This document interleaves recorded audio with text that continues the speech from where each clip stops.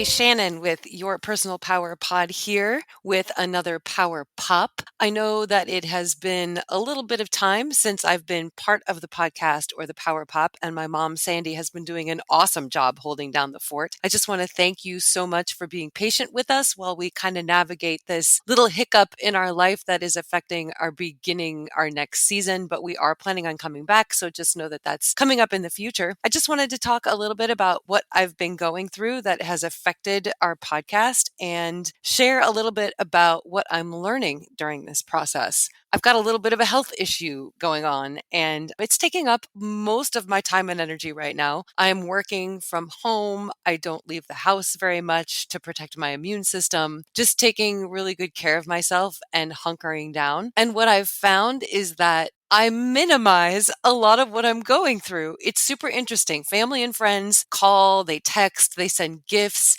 They all want to know how I'm doing. And I totally understand that. And I appreciate the support. But what I'm finding is that my responses are always, I'm fine. Everything is great. Don't worry about me. I'm going to be fine, which in reality, I am going to be fine. It's just a blip. It's just taking a couple months out of my life. Honestly, my life looks a whole lot different today than it did 2 months ago. I am not going to work. I stay in my pajamas most of the time. I spend a lot of time at the doctor's office, and it's not catastrophic by any means, but it is not the life I was living 2 months ago either. And I'm finding that I struggle to be honest about where I am at this point in my life. I'm not miserable, temporarily uncomfortable, don't always feel really great, but I have a hard time putting that into words.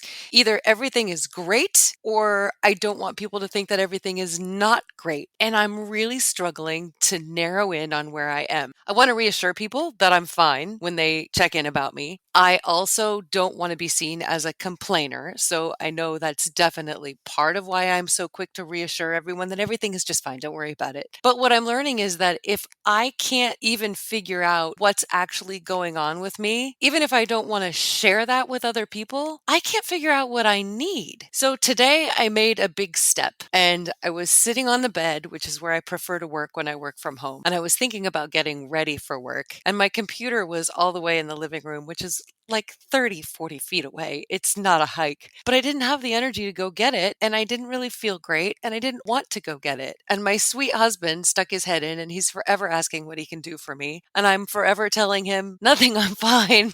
I just said, do you mind grabbing my computer for me? And he was so happy to be able to do something to help. And I felt really good to be able to identify, hey, in this moment, this is a thing that I could really use help with. And it was so small, but it was really a big step for me. My mom and I like to tease each other that we are me do it women. There's a whole lot of, no, I'm fine. I've got it. I'm taking care of it. I'm self-dependent. I'm capable. I don't need your help. But the fact is, sometimes we do need help. And if we can't identify where we need help, then we're just lost.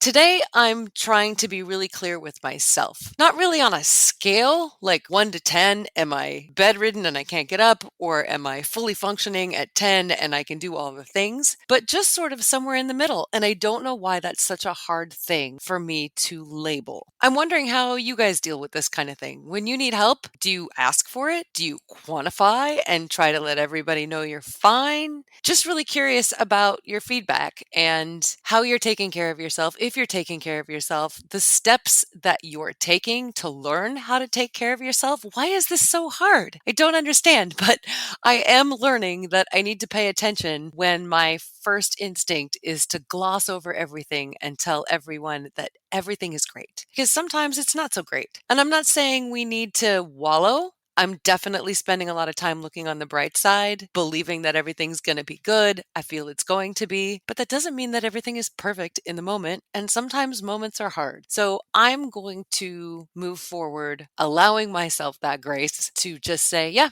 I'm struggling right now and I could use a hand. And then I can decide from there who needs to know that and who doesn't. I'm not advocating telling everybody under the sun what's going on with you. That's not necessarily the best tack to take. But there are definitely people who want to know and who you might want to know. And you got to be able to gauge where you are. As always, be gentle with yourself.